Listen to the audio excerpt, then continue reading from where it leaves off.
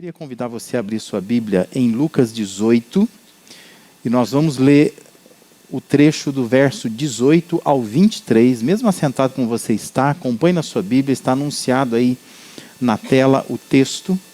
Lucas 18, versos 18 a 23. Como eu sempre faço, eu vou ler na versão da NVI, acompanhe e veja como está dizendo aí na sua versão. Mas Lucas 18, 18 a 23, diz assim: certo homem importante lhe perguntou: bom mestre, que farei para herdar a vida eterna? Por que você me chama bom? Respondeu Jesus. Não há ninguém que seja bom a não ser somente Deus. Você conhece os mandamentos: não adulterarás, não matarás, não furtarás, não darás falso testemunho, honra teu pai e tua mãe. A tudo isso tenho obedecido desde a adolescência, disse ele. Ao ouvir isso, disse-lhe Jesus: falta-lhe ainda uma coisa. Venda tudo o que você possui e dê o dinheiro aos pobres, e você terá um tesouro nos céus. Depois, venha e siga-me. Ouvindo isso, ele ficou triste porque era muito rico. Sabe que esses 4 evangelhos que nós temos acesso, Mateus, Marcos, Lucas e João, eles formam uma composição que nós podemos chamar de uma seleção limitada de falas e de feitos de Jesus. É uma seleção limitada porque o que nós temos nesses 4 evangelhos não representa tudo o que Jesus fez e falou. Em essência, cada evangelho conta alguma coisa, uma parte do que Jesus fez e falou. Os evangelhos são isso, Nós encontramos neles as ações e os discursos de Jesus, mas não tudo o que ocorreu. Tudo que Jesus fez e falou, nós não temos nesses evangelhos. Num olhar crítico, a gente pode reclamar do que está faltando. Mas, a bem da verdade, o fato de não representar o todo torna especial o que nós temos. Porque significa que o que nós temos em mãos, cada fato narrado, cada palavra de Jesus, retrata uma preservação criteriosa daquilo que Deus gostaria, não apenas que a gente soubesse, mas daquilo que Deus gostaria que a gente praticasse. Então, sim, você pode optar por ficar o resto da vida tentando dizer assim: aqui não está tudo que Jesus falou, cadê o resto? Eu queria saber mais, Mas, por outro lado, você pode olhar para o que Jesus fez e falou, para aquilo que nós temos e pensar assim: o que nós temos aqui é o de mais precioso. É aquilo que Deus quis na sua soberana vontade que nós soubéssemos e que nós praticássemos. Então, torna muito especial o que nós temos. Então não perca o seu tempo, a sua energia, pensando assim: cadê o resto? Por que não se contou tudo? Mas pensa assim: o que nós temos são fatos memoráveis, que Deus quis preservar, daquilo que Jesus fez, daquilo que Jesus falou, que pode transformar de fato a nossa vida. O contato e a conversa de Jesus com um jovem rico é uma passagem bastante conhecida, um tanto inspiradora. Uma leitura dos evangelhos nos ajuda a perceber que as pessoas se aproximavam de Jesus pelas mais variadas razões. E elas eram movidas em direção a ele pelas mais diversas motivações. E o texto fala de um homem que se aproximou de Jesus. Ninguém vai a Jesus por ir. Sempre algo o leva. E o que levou aquele jovem a Jesus? Eu quero que você entenda, antes de pensar no que o levou, é que esse jovem rico, ele se torna um retrato, tanto do que nós somos como pessoas, quanto do que as pessoas são para nós, As pessoas que nós lidamos, elas são assim também. Então, essa passagem, esse homem rico ou jovem rico, ele é um retrato do que eu e você somos, e é um retrato daquelas pessoas que nós lidamos todos os dias. O que ele tem, as pessoas também têm. Toda pessoa tem. E claro que eu não estou falando aqui da condição financeira dele. Eu estou dizendo que a conversa dele com Jesus, aquilo que vem à tona na conversa dele com Jesus, são coisas que eu tenho, que você tem, que todo mundo tem. Por isso que olhar para essa história ajuda a gente a se entender quem nós somos e ajuda a gente a entender quem é a outra pessoa. A pessoa com quem você lida, com quem você convive, com quem você trabalha, com quem você enfrenta todos os dias. Certo? Então assim, a gente consegue se ver no jovem rico e a gente consegue ver as pessoas nesse jovem rico. Pensando como igreja, toda a igreja tem que se entender como uma comunidade formada por pessoas, porque isso é igreja. Igreja não é lugar, igreja são pessoas, nós somos a igreja. E a igreja precisa compreender as pessoas que ela deseja atingir. Por isso que é importante observar o que nós temos aqui e pensar assim, isso nos ajuda a nos compreender e nos ajuda a compreender as pessoas com as quais nós convivemos. O que nós temos aqui são 3 elementos comuns a toda pessoa. Todo ser humano, ele tem esses elementos que estão expostos, esboçados nessa narrativa envolvendo conversa, o contato de Jesus com esse chamado jovem rico. A primeira coisa que todo mundo tem é crise, né? Pessoas têm crises. Observe o verso 18. Diz que certo homem importante lhe perguntou: bom mestre, que farei para herdar a vida eterna? Olha a crise aí, né? Essa é a crise dele. O que eu faço para ir para o céu? O que eu faço para herdar a vida eterna? Apesar da posição que o texto diz que ele tinha, da sua aparente felicidade, do conhecimento que ele esboçava ter, aquele homem demonstrava estar vivendo uma crise. E a crise dele é: o que eu faço quando essa vida acabar? Porque enquanto nós estamos vivos, de olhos abertos, nos mexendo, né, raciocinando, falando, indo e vindo, nós temos um aparente controle sobre a nossa vida, né? Eu posso pensar assim, amanhã eu vou decidir mudar, eu vou decidir fazer alguma coisa. Mas quando a gente pensa em morte, quando a gente vai em velório especialmente, quando você vê ali a pessoa estagnada, ela não pode responder a mais nada, e você pensar, se eu estiver naquela condição ali, a vida acabou para mim. E a pergunta é, quando eu não puder fazer nada, quando eu não puder me movimentar, não puder raciocinar, quando eu não puder responder alguma coisa, o que será de mim? Essa é a pergunta do homem aqui. Apesar de toda aquela posição que ele tinha, da religião que ele frequentava, porque ele vai dizer isso, a crise dele é: o que eu faço para viver aqui pensando assim, eu já tenho uma herança, eu vou herdar a vida eterna. Ele está atrás de segurança. Ele não tem segurança, ele tem uma insegurança. Por mais que ele observasse os mandamentos de Deus, havia uma pergunta dentro dele. E a pergunta é: o que eu faço para herdar a vida eterna? Talvez que quem olhasse para ele ia dizer assim, não, mas ele tem uma vida muito normal. Talvez alguém olhasse para ele e pudesse pensar assim, que homem bem sucedido. Queria ter uma vida como desse homem, né? Ele é um homem rico.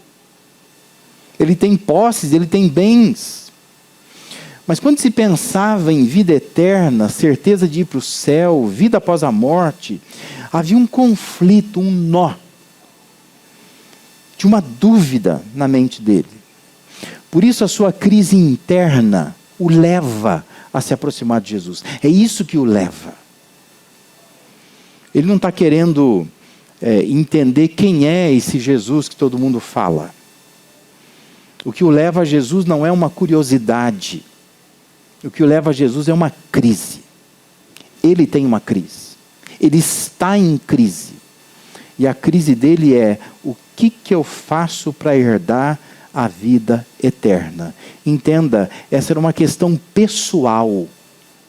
Ele não perguntou o que se faz, ou o que devem as pessoas fazer para herdarem a vida eterna. Mas a pergunta dele é: o que eu faço para herdar a vida eterna? A crise é dele, é particular. O que o leva até Jesus é um problema dele, não é um problema dos outros.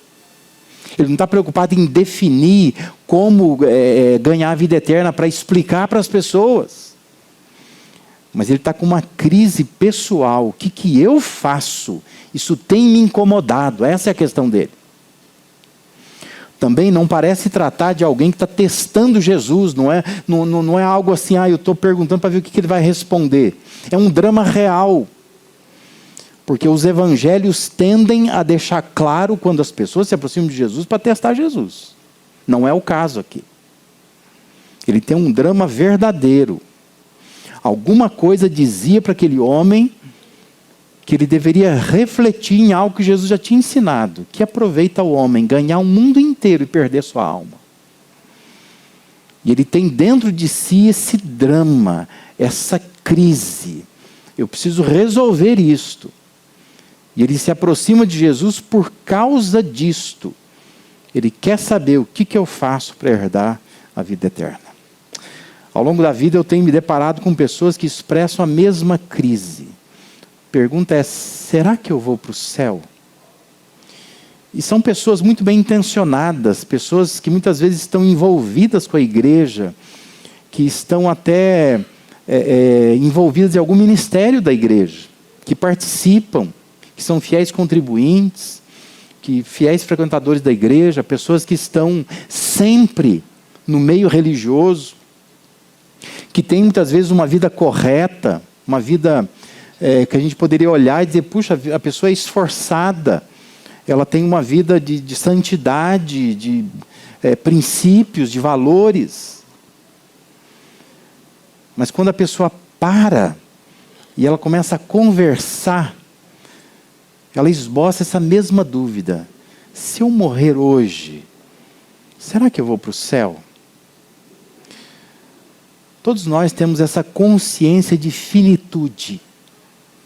Isto é, nós somos conscientes de que a vida tem fim. A vida tem prazo. E para a gente terminar bem aqui, para a gente herdar a vida eterna, nós temos um conflito, uma crise que está presente em todos nós. Todos nós, por mais corretos que andemos, nós temos essa insegurança, nós somos inseguros. Quando você se envolve num acidente, quando você fica doente, gravemente doente, esse pensamento passa na sua cabeça, né? E se eu morrer? E se alguma coisa acontecer? Eu vou herdar a vida eterna? O que eu faço para herdar a vida eterna? Nós e as pessoas com as quais nós lidamos, convivemos sempre, elas experimentam essas crises internas. Todos nós temos. Talvez não seja exatamente essa, seja alguma parecida com essa, mas o fato é que quando você olha para essa história de Jesus conversando com um jovem rico, esse é um elemento que vem à tona. Todas as pessoas têm crises. Eu tenho, você tem, todos têm. Nós temos essas perguntas internas que nos incomodam, que não aparecem na legenda, sabe? Que a gente não solta numa conversa qualquer. Mas quando a gente coloca a cabeça no travesseiro para dormir, quando bate aquela insônia que você não consegue pegar no sono, você começa a pensar aquilo. Você começa a revolver aquilo. O que eu faço para herdar a vida eterna? Essa era a crise daquele homem. Ele se aproxima de Jesus para isso. Me ajuda nisso, me ajuda nessa crise. Quero que você pense nessa noite que se você está vivendo qualquer tipo de crise, você se identifica com aquele jovem rico e se identifica com pessoas que se aproximam de Jesus. Mas é importante entender também que você está convivendo com pessoas que têm crises. elas têm perguntas dentro delas. E às vezes nós somos tão ignorantes, que nós às vezes passamos pelas pessoas, conversamos com as pessoas, e nós não nos damos conta de que nós poderíamos conversar com elas sobre as crises internas que elas têm. Mas a gente se limita muitas vezes a conversar sobre carro, sobre casa, sobre ganhar dinheiro, né? Sobre coisas do dia a dia, sobre a temperatura que está quente, sobre o ano que já está acabando, sobre o salário que anda baixo. E a gente vai criando um monte de assuntos, enquanto nós poderíamos também conversar com as pessoas sobre as crises internas que elas têm. Porque todos têm. Você tem, eu tenho, todos nós temos. E as pessoas também têm. E essas crises são oportunidades, muitas vezes, de se aproximar de Jesus e saber como que eu faço para resolver essas crises. Um segundo elemento que é comum a toda pessoa são convicções. Todas as pessoas têm convicções, né? Versículo 19 e 20 é a resposta de Jesus. Jesus então responde a ele: por que você me chama bom? Respondeu Jesus: não há ninguém que seja bom a não ser somente Deus. Aí Jesus fala assim, você conhece. Ou seja, você tem convicções. Você conhece os mandamentos. Ele cita 5 mandamentos. Não adulterarás, não matarás, não furtarás, não darás falso testemunho, honra teu pai e tua mãe. Metade da lei dos 10 mandamentos ele citou. Jesus fala. Agora, observe o que aquele homem responde a Jesus, né? Resposta dele é assim: a tudo isso tenho obedecido desde a adolescência, disse ele. Porque Jesus fala assim, você sabe, você conhece. Ele está dizendo assim, eu não só conheço, eu tenho obedecido esses mandamentos. Ele observava no sentido não de ficar olhando, mas ele observava no sentido de praticar tudo que Jesus havia mencionado. Aquela tradução do Almeida século 21 diz, tudo tenho obedecido, tudo. Essa é a resposta dele para Jesus. Esses 5 mandamentos que foram citados, todos com relação ao próximo, ele está dizendo assim, eu faço tudo isso aí. Percebe que ele pergunta uma coisa, Jesus fala, você sabe os mandamentos? Cita 5 mandamentos, e ele diz assim, isso aí eu já tenho obedecido.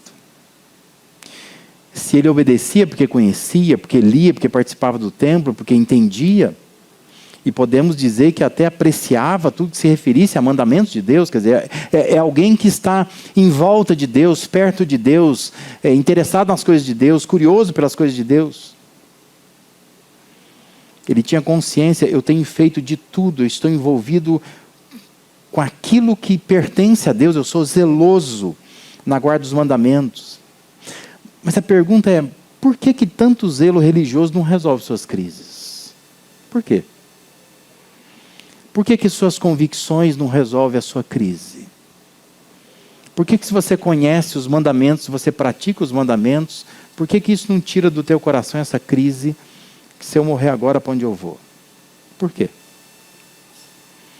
Voltando ao contexto, lá no versículo 9, nessa disposição que Lucas coloca no seu evangelho, diz assim, há alguns que confiavam em sua própria justiça e desprezavam os outros, Jesus contou essa parábola, e ele vai contar aquela parábola do fariseu e do publicano, que é uma parábola extremamente curiosa, né? Dizendo que chega no templo um fariseu e um publicano. O fariseu representa todo o povo religioso daquela época. O publicano representa todo o povo rejeitado daquela época. Funcionário público. Serviu em império, considerado como traidor, ninguém gostava, cobrador de impostos. Diz que os dois chegam no templo. A história de Jesus é, o publicano, ele está todo arrebentado. Ele diz que ele não ousa erguer os olhos. Diz que ele bate no peito dizendo: "Sê propício a mim, pecador. Eu não mereço nem estar aqui." E diz que o fariseu, diz que ele falava assim de si mesmo: "Senhor, graças te dou, porque eu não sou como esse publicano, todo arrebentado, pecador, né?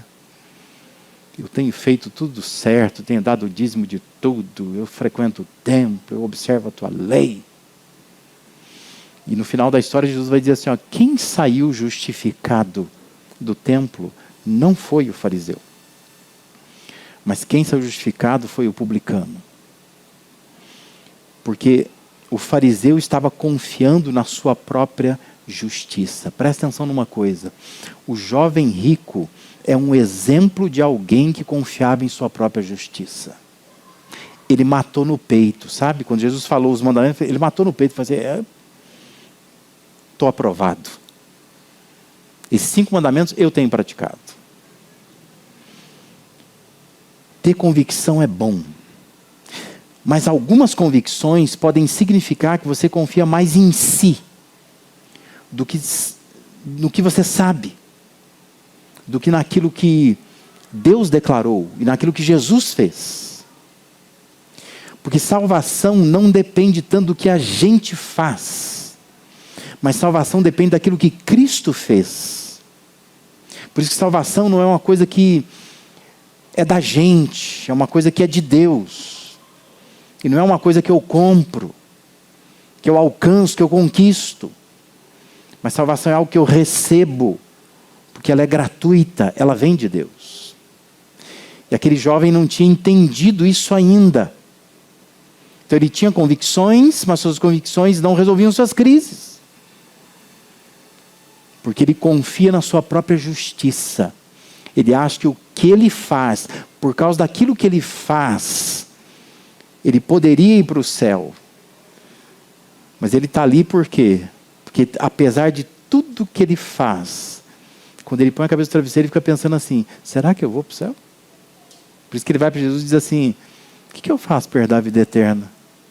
Porque eu estou praticando os mandamentos, mas não está resolvendo.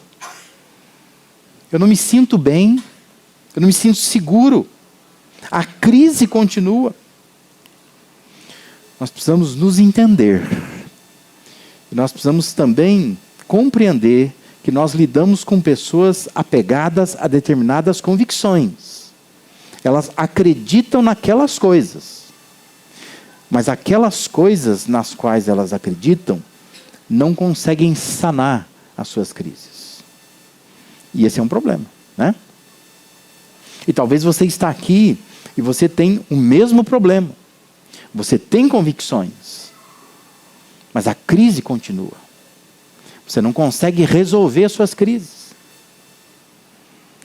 Porque talvez as suas convicções te fazem ter a sensação de que você tem uma justiça própria. Você confia em si, mas você não confia naquilo que Deus faz. E salvação não tem a ver com trabalho, salvação tem a ver com descanso. Não é o que eu faço para Deus, é quando eu decido o que Deus fez por mim. Então eu descanso nele. E esse jovem rico estava trabalhando, né? Ele estava dizendo assim: mas eu pratico esses mandamentos, eu estou me esforçando para praticá-los. Eu imagino aquele olhar de Jesus olhando para ele assim: ó, por que você está com essa crise ainda? Né? Por que você está aqui? Por que você tem essa dúvida no teu coração? É porque você não descansa em Deus. Você está trabalhando muito, achando que é esse trabalho que vai pagar a sua salvação. Mas salvação tem a ver com descanso, salvação não tem a ver com trabalho. E um terceiro elemento comum a todas as pessoas são as carências. Versículo 22 diz que ao ouvir isso, disse-lhe Jesus: falta-lhe ainda uma coisa. Venda tudo que você possui e dê o dinheiro aos pobres, e você terá um tesouro nos céus. Depois venha e siga-me. E aí fica claro para nós por que suas convicções não resolviam suas crises. Jesus diz, falta alguma coisa ainda. Ainda está faltando uma coisa. Já que ele queria saber o que fazer, Jesus apontou o que faltava. Já que você diz que pratica os mandamentos, mas isso não resolve as suas crises, eu vou te dizer o que você faz. Jesus fala assim, ó, te falta uma coisa. Agora você vai lá, você vai vender tudo que você tem, você vai dar aos pobres, e aí você vai ter um tesouro nos céus. Não sei se você se deu conta de uma coisa, né? Que Jesus cita metade dos 10 mandamentos. E a metade que Jesus cita é aquela metade que ela está direcionada ao próximo. Porque tem metade dos mandamentos que são direcionados a Deus. E a outra metade ao próximo, né? Por isso que Jesus resumiu. Que essa é a lei de Deus, né? Ama a Deus sobre todas as coisas, ao próximo como a ti mesmo. Porque os 10 mandamentos são divididos assim, 5 para lá, 5 para cá. Mas é interessante que Jesus não citou o primeiro mandamento. E o mais interessante é que parece, para quem está ouvindo, não fez falta. Você concorda comigo se alguém te fala assim, olha, você conhece os mandamentos. E te cita lá os mandamentos. Você fala assim, não, eu pratico esse aí, pratico os que o senhor não falou também. Tem um muito especial para mim. Você citaria os outros mandamentos. Mas sabe aquela impressão de que quando você está respondendo, né, alguma causa, algum processo, respondendo a um policial, às vezes na rua, e você percebe que o cara esqueceu de uma coisa, você leva vantagem naquilo, né? Era para ter visto, não viu? Já que não viu, deixa para lá. É mais ou menos o que acontece aqui. O jovem rico se faz de bobo e acha que Jesus é bobo também. Então ele pega, porque isso aqui é uma conversa de sábios, né? Quem conhece cultura grega sabe que isso aqui era muito comum. Conversa de sábio. Jesus é um sábio. Então ele joga as coisas e espera vir para o lado dele, né? Aí ele vai jogar de novo. E o jovem acha que ele é sábio. Porque ele pega aqueles mandamentos 5 que ele falou e fala assim, eu tenho obedecido tudo isso aí. Cravei, né? Como a gente diz hoje em dia, lacrei. Porque para ele é assim, opa, venci essa conversa. Que o senhor citou 5 mandamentos. Esses 5 eu pratico. Jesus fala assim, te falta uma coisa. Se você voltar para Êxodo capítulo 20, tem um mandamento que ele não citou. Que é o primeiro mandamento. Eu sou o Senhor, o teu Deus, te tirou do Egito, da terra da escravidão. O primeiro mandamento é, não terás outros deuses além de mim. Por isso, presta atenção, não cochila não. O que Jesus está fazendo não é um apelo financeiro. Tira isso da tua cabeça. Jesus não é alguém que está dizendo assim, eu quero que você dê tudo que você tem. Jesus não está pedindo dinheiro. O que Jesus está pedindo é, tira do teu coração, do trono do teu coração, que está ocupando o trono do teu coração. É isso que ele está fazendo. Jesus está identificando, existe um Deus na sua vida, que impede que Deus esteja no primeiro lugar. Não é um apelo financeiro. O que nós temos aqui é um apelo para que ele tire do coração dele aquilo que está estragando a vida dele. Jesus estava revelando o coração dele. Ele está dizendo, tem um outro Deus que você adora, que está sentado no trono do teu coração. Você é extremamente zeloso, realmente você faz muita coisa, você conhece os mandamentos, você está envolvido com o templo de Deus, as coisas de Deus, mas te falta uma coisa, e esta coisa está sentada no trono do teu coração.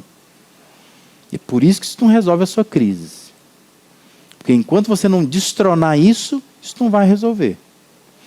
E naquele caso, para aquele homem, era as riquezas dele.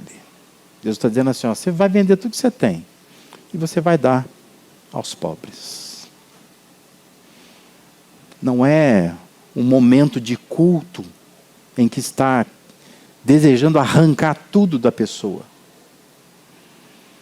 Mas é uma conversa de Jesus com uma pessoa que o procurou, com uma questão, com uma pergunta.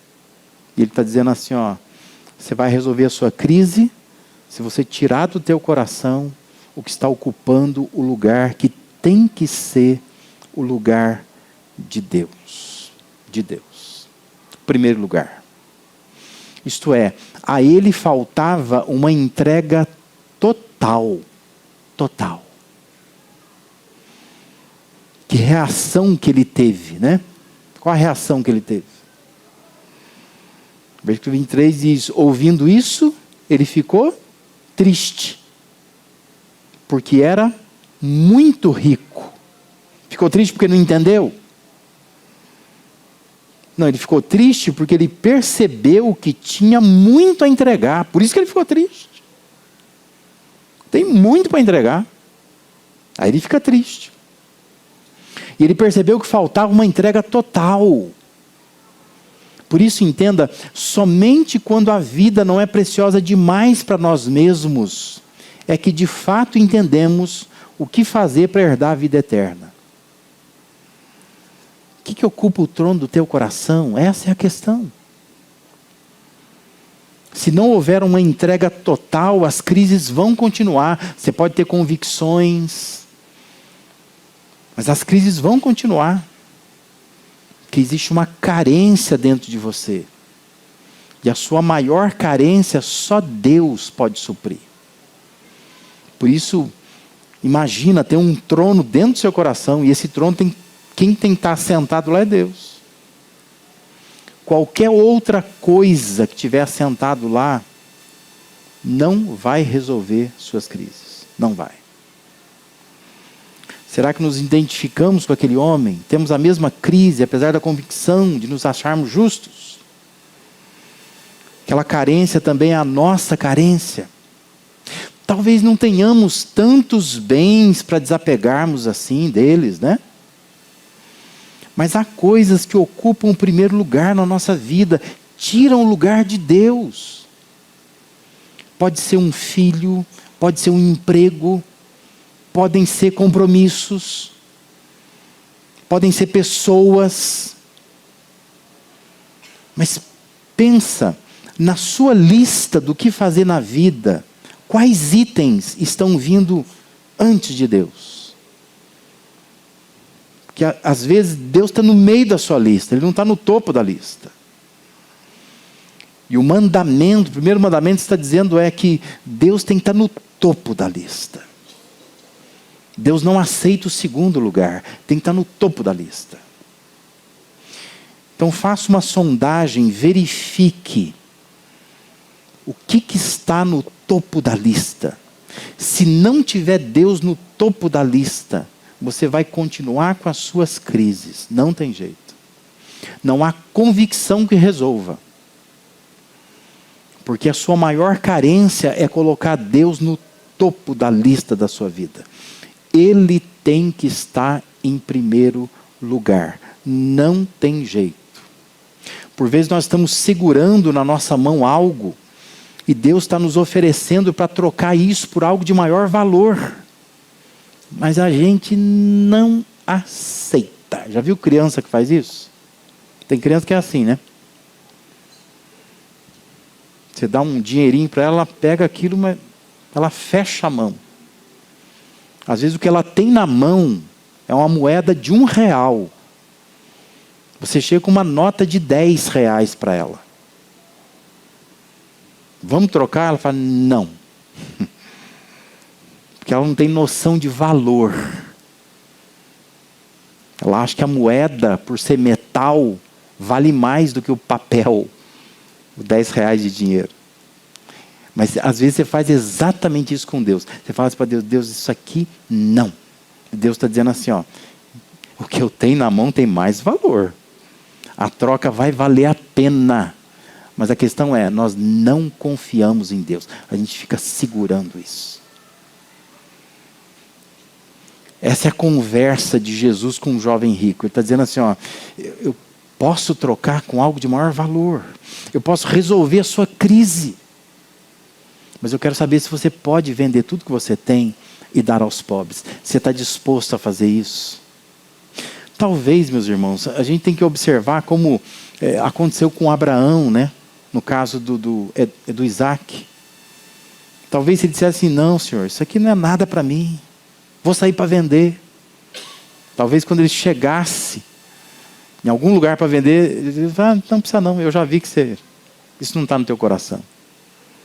Mas o fato é que o texto diz que ele ficou triste. Ele ficou triste. Porque ele estava apegado a tudo aquilo ali, né? Aquilo era importante para ele. Aquilo estava no coração dele, ocupando o trono do coração dele. Observe como a narrativa de Lucas prossegue.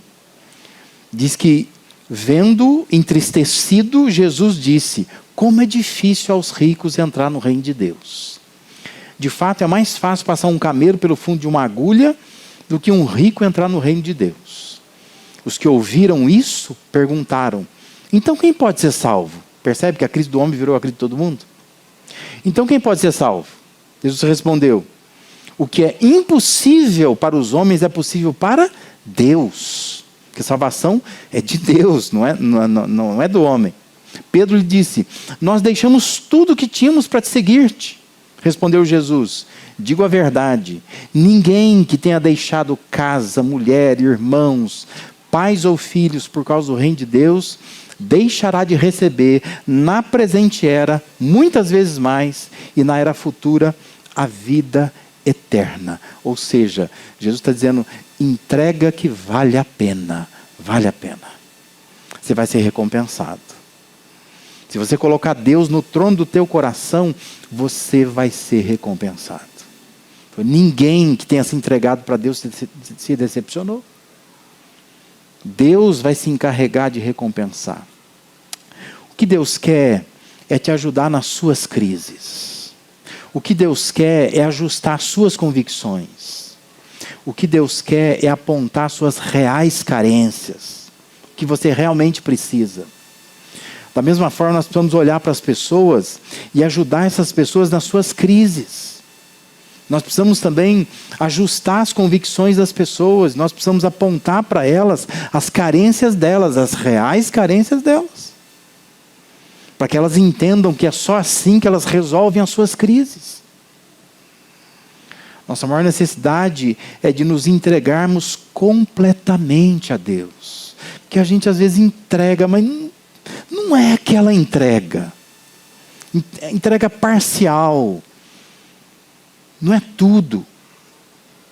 Não é o nosso tudo. Uma coisa ainda te falta, disse Jesus àquele jovem rico. O que ainda te falta? O que te falta? Essa é uma resposta que só você tem, mas que Deus sabe. Porque Deus está olhando para a sua vida e Deus sabe. Alguma coisa ainda te falta. Você tem que entregar isso para Deus. Enquanto você não entregar, isso não resolve as suas crises. Você pode se cercar de convicções, mas isso não vai resolver a sua crise. Porque você precisa entender sua real carência. Sua maior carência, real carência, é você colocar Deus em primeiro lugar na sua vida. Mas para isto, alguma coisa tem que sair de lá. Porque se tem alguém, alguma coisa, algo sentado nesse trono, tem que sair de lá. Você tem que esvaziar esse trono, para que Deus possa ir lá e sentar e ocupar o primeiro lugar. Por isso eu desafio você nessa noite, ore. Essa é uma coisa que você sabe, que eu não sei, mas Deus sabe. Mas você sabe o que está ocupando lá lugar no teu coração. E você sabe que Deus está te falando, só uma coisa te falta. Melhor você entregar isso. Talvez seja a sua vida, que você precisa entregar a Jesus. Talvez seja a confiança que você tem em tantas coisas, mas não confia em Jesus. Talvez seja a segurança, que você se apega a tantas coisas também para se sentir seguro, mas não se sente seguro em Jesus. Talvez sejam bens mesmo. Talvez seja uma pessoa que você tenha que entregar. O que você precisa entregar? Jesus está dizendo, uma coisa ainda te falta. Talvez Deus está olhando para você dizendo assim, que bom que você venha na igreja, que bom que você está envolvido, que bom que você está disposto, disposta, que bom que você está aprendendo, crescendo, mas uma coisa te falta. E essa coisa você sabe. Peça a Deus, Deus sonda meu coração. Me ajuda a identificar qual é a minha real carência. E o que eu quero fazer é uma entrega total nas tuas mãos nesta noite aqui. Eu tenho absoluta certeza. Isso vai transformar a sua vida. Porque toda entrega para Deus tem recompensa. Amém?